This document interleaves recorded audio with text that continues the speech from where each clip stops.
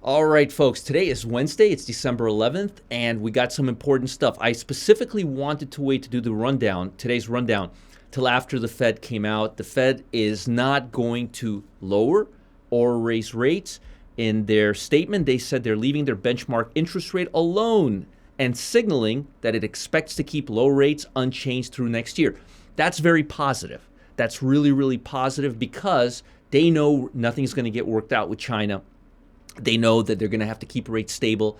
They're going to have to do that to stimulate the economy, stimulate home sales, stimulate consumer sales. That's why they're doing that. It's really a good thing. The only comment I would make is it would be better if they would wait to lower rates when the stock market was making 52-week lows instead of 52-week highs. Because here's the thing. They've lowered rates 3 times. This looks like an interest rate chart, but it's not. It's a bonds chart. This should be going higher. Every time they lower rates, when they lowered rates first time, we were right here. They lowered rates, we rallied. Second time, they lowered rates, we didn't rally. Third time we lowered rates, we didn't rally. We've been going down on bonds, which means the long-term bond, the yield on the long-term bond has not been going lower. It's been going higher.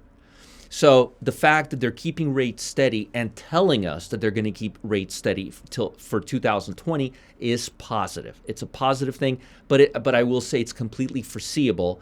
And in my opinion, the interest rate or the bond has very little impact on the stock market at this point, unless the Fed says something completely counter, like we're going to lower rates again in 2020, something that's completely unforeseeably not priced in, something that's completely off the table right now, something that the bond market has not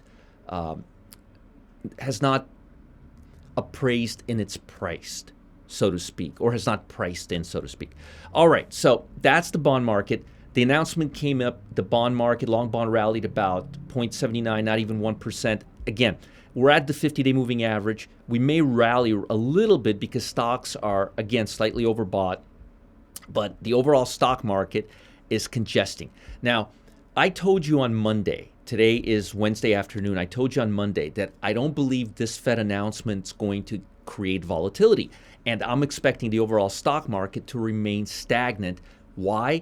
Because, again, the Fed isn't offering us anything new. They're saying the same thing today that they told us 2-3 months ago. And they've already lowered rates 3 times. So look at the stock market. Almost no volatility, no trading range at all. Very much expected. But let me tell you what I think the stock market's waiting for. I think the stock market's waiting for the retail sales report that comes out on Friday. Now, tomorrow we have jobless claims, and on Friday we have, let's see, do we have employment numbers on Friday? No, we don't have employment numbers, but we do have jobless claims tomorrow. Now, I don't think anything major is going to happen with jobless claims. Last week's number and last week's employment numbers was just off the charts. Unemployment's at a 50-year low right now. Jobs are doing really well, and that's actually what caused this big jump right here that you saw, this gap in the stock market that looks like it's going to get filled. But right now, I'm seeing a triangle developing. I'm seeing a tightness in a range, possibly even going into Friday and past Friday if the retail sales numbers are not on par. Now, this is important. Pay attention. The consensus right now is 0.5%. The range is 0.3% to 0.7%. If the number is slowing down, if it's lower than expected, if retail sales are lower, we can expect the stock market to start moving lower. Let me explain to you why this is significant. Remember, retail sales, consumer discretionary retail sales make up upwards of 70 to 75% of the economy. That means the GDP, if it keeps its target, it means retail sales have to be strong. Now, I don't have any reason to believe retail sales will not be strong. Why? Because unemployment's really good. When unemployment's really good, that means people have money to spend. What do they spend? They spend it on discretionary items. I mean, toilet paper, consumer staples, they're going to buy them no matter what. But consumer discretionary items like buying things on Amazon, toys, technological items, gifts for your friends, for your family, for holidays. Those are consumer discretionary. And right now, we have holidays approaching. And during the holiday season, retail sales is what makes or breaks us.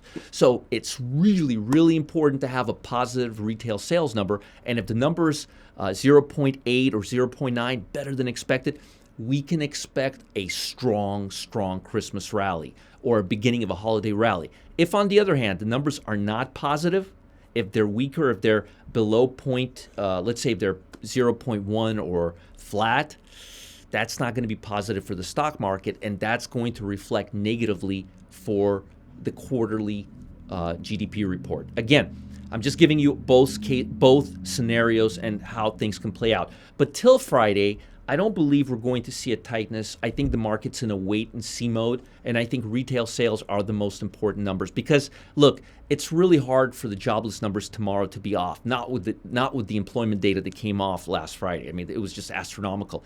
The Dow jumped over 300 points. So right now, don't expect a lot of volatility. Don't expect a lot of trading range. Expect the small caps to begin outperforming large caps by a small margin, because they're now beginning to see that the end of this trade war is possibly coming to they're seeing the beginning of the end.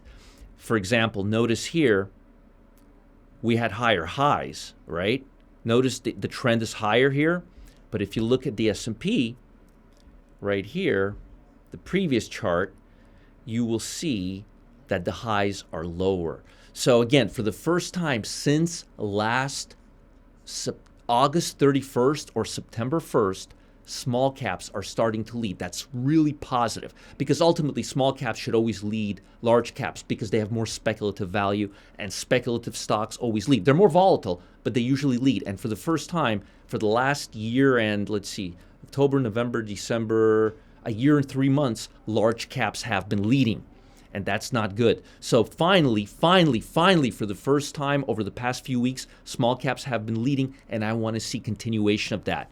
But again, the big catalyst on the table is Friday's retail sales data. Till then, things will probably stay semi-quiet or subdued. Hope that helps. Folks, I've got some exciting news. I mean, really great news. I'm going to be reviewing 3, not 1, not 2, but 3 of my favorite charts come Thursday at 1 p.m. Eastern Time. I know it's short notice, but you don't want to miss this. 1 p.m. Eastern Time, Thursday. The charts we'll analyze have 3 things in common. It's the 3 traits a chart shows when a stock is on the verge of going parabolic. I mean, breaking out, exploding, just going crazy. Once we review a few real-life examples, you'll be able to easily spot the setup yourself. Now, this is something to get excited about. This year alone, it pinpointed a 615% gain in 16 days. Not 16 months, 16 days. 483% gain in 13 days. And over 330% gain in just 14 days. If you want to get the names and tickers of my favorite trade right now, you've got to click the link below. Once you do, I'll send you an exclusive link to my live training. See you there. Don't miss out.